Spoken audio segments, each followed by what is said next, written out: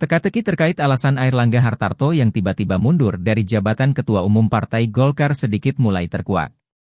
Anggota Dewan Penasehat Partai Golkar yang juga sahabat dari Airlangga Hartarto, Jusuf Hamka mengungkapkan bahwa ada tekanan dari pihak lain yang membuat Airlangga terpaksa meletakkan jabatannya sebagai orang nomor 1 di partai berlambang pohon beringin tersebut. "Oh, dengar banyak, saya tahu banyak, tapi saya tidak mau bicara terlalu banyak," kata Jusuf Hamka setelah menyerahkan surat pengunduran diri dari kepengurusan Partai Golkar di gedung DPP Partai Golkar, Senin, 12 Agustus 2024. Seperti diketahui, pria yang karib disapa Babah Alun itu juga langsung mengikuti jejak Airlangga dengan memutuskan hengkang dari Partai Golkar. Bahkan Babah Alun juga mengembalikan surat rekomendasi dari Partai Golkar yang semula menugaskannya untuk menjadi bakal calon wakil gubernur di Pilkada Jawa Barat mendampingi Deddy Mulyadi. Meski mengetahui banyak perihal kondisi di dalam internal Golkar yang membuat Airlangga mundur, pengusaha jalan tol itu memilih untuk tidak berbicara lebih jauh lantaran dirinya tidak mau lagi mencampuri urusan internal Partai Golkar. Babah Alun pun sempat ditanyai soal beberapa nama, salah satunya Bahlil Lahadalia yang diisukan terlibat dalam mundurnya Airlangga. Namun demikian, dia enggan menanggapi hal tersebut. Babah Alun hanya meyakini bahwa mundurnya Airlangga dari jabatan orang nomor 1 di Golkar karena pengaruh dari pihak-pihak tertentu. Kalaupun itu, mundur dari ketum Golkar, karena keinginan beliau pribadi, saya juga ragu, kata Babah Alun. Ketika disinggung terkait alasannya yang ikut mundur dari Partai Golkar, Babah Alun mengaku bahwa dirinya memang memiliki kedekatan tersendiri dengan sosok Airlangga Hartarto.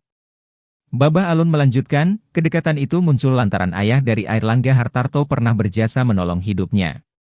Namun kepada awak media, Babah Alun tidak menjelaskan jasa apa yang telah diperbuat ayah dari Airlangga Hartarto.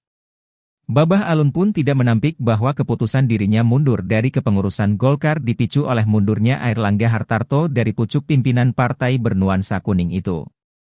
Sebagai manusia yang beradab, beretika, begitu teman saya tersakiti saya juga berasa sakit. Begitu teman saya sedih, saya juga sedih. Begitu teman saya dihina, saya pasti ada di sampingnya, kata Babah Alun. Walau demikian, Babah Alun mengaku belum berdiskusi dengan Airlangga sebelum mengambil keputusan mundur dari Partai Golkar.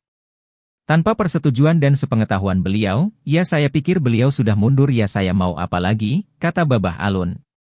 Sebelumnya, Airlangga Hartarto mengumumkan pengunduran dirinya sebagai Ketua Umum, Ketum, DPP Partai Golkar di Jakarta, Minggu, 11 Agustus 2024. Dalam video resmi yang disiarkan Partai Golkar di Jakarta, Minggu, Airlangga menjelaskan alasan dia mundur karena ingin menjaga keutuhan Partai Golkar dan memastikan stabilitas selama transisi pemerintahan dari Presiden RI Joko Widodo ke Presiden terpilih Prabowo Subianto. Dengan mengucapkan Bismillahirrahmanirrahim, serta atas petunjuk Tuhan yang Maha Besar, maka dengan ini saya menyatakan pengunduran diri sebagai Ketua Umum DPP Partai Golkar, kata Airlangga dalam video tersebut.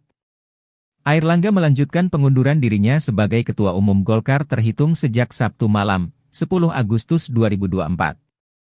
Selanjutnya, sebagai partai besar yang matang dan dewasa, DPP Partai Golkar akan segera menyiapkan mekanisme organisasi sesuai dengan ketentuan AD/ART organisasi yang berlaku, kata Airlangga dalam video yang sama. Airlangga melanjutkan proses selanjutnya yang berjalan di internal Golkar, termasuk terkait dengan penunjukan pelaksana tugas, PLT, Ketua Umum dan persiapan menggelar musyawarah nasional luar biasa, Munaslup, bakal berlangsung damai, tertib, dan tetap menjunjung tinggi marwah Partai Golkar. Berarti saya nggak happy, ya kan? Tapi saya harus jalankan. Kalau ditanya hari ini saya sedih, tapi I'm happy. Alhamdulillahirobbil alamin buat saya. Pak, kemarin sudah ada komunikasi dengan Pak Airlangga? Belum. Saya dari Bandung kemarin habis dari Tegalega. Ya kan saya dengar berita kaget, tahu-tahu saya cari beliau katanya di IKN. Ya tanpa persetujuan dan tanpa sepengetahuan beliau, ya saya pikir beliau udah mundur, saya mau apa lagi. Sih akan membangun komunikasi dengan Pak Airlangga pasca keputusan. Oh pasti, he is my best friend. Ya, buat saya pertemanan adalah pertama, kesetiaan utama. Itu buat saya. Kira-kira nanti komunikasinya akan seperti apa ke Pak Airlangga? Iya, Pak. Oh baik, as usual. Saya kan bilang, saya kenal Pak Airlangga, saya kenal ayahnya. Ayahnya itu banyak budi, saya utang budi. Jadi dan Pak Erlangga juga orang yang baik seperti ayahnya dan strong leadership. Jadi buat saya ya he's a good man.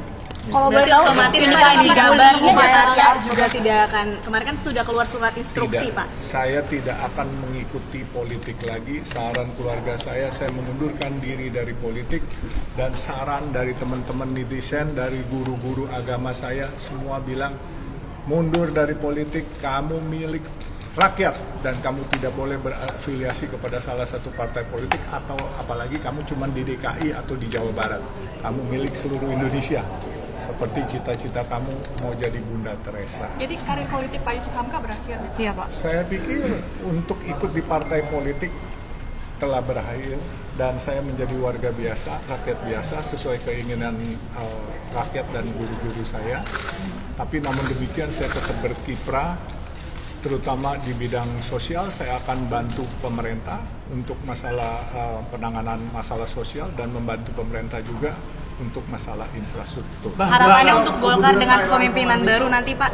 Ya, saya harap Golkar akan menjadi dewasa dan menjadi partai yang mandiri, tidak terombang-ambing lagi, dan harus firm, karena Golkar partai yang sudah mengakar 60 tahun lebih Golkar, dan saya pikir Golkar kedepannya akan lebih jaya lah. Pak Yusuf, ada kabar bahwa Golkar belum mandiri sekarang Pak, karena kan di bawah kepemimpinan Pak Erlangga ini banyak mengalami kemajuan sebenarnya, termasuk kursi di DPR. Oh iya, kalau kita mau bicara Golkar dari zaman reformasi kita rebut bersama-sama, tetapi banyak kita sekarang mengingkari arti reformasi.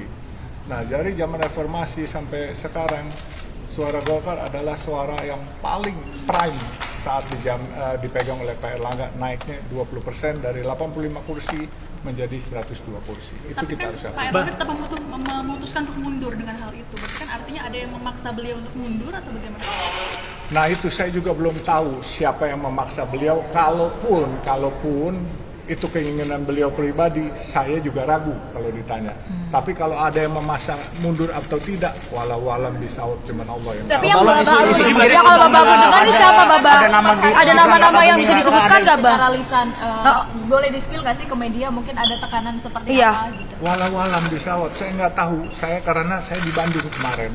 Bahkan tuh ada temen tuh yang kemarin tuh, siapa tuh? Non, yang kemarin Tegalega katanya kampungnya tuh, yang ini. Oh, Sena ya? Sena tuh. Benar kan saya mau bilang ke Tegalega kan kemarin minggu. Saya di Tegalega waktu hari Jumat ketemu.